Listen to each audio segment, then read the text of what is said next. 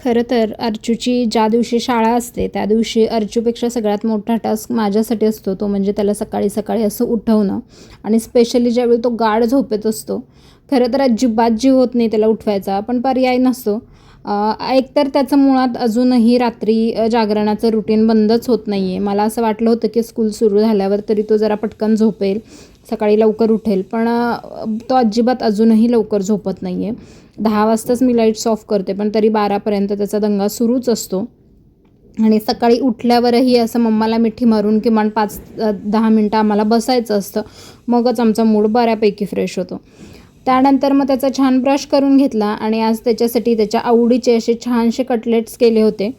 Generally cutlets बघितल्यावर थोडासा साहेबांचा मूड बरा होतो, कारण त्याला कटलेट्स खूप आवडतात आणि आठवड्यातून किमान 2दा तरी मी त्याच्यासाठी असे वेगवेगळ्या पद्धतीचे कटलेट्स बनवते. या कटलेट्सची रेसिपीसुद्धा चॅनलवर अवेलेबल आहे, ती नक्की जाऊन बघा. आणि त्यानंतर अर्चूला छान असा हा टिफिन दिला. चला तर भेटूया नेक्स्ट व्लॉगमध्ये. तोपर्यंत good bye and stay tune.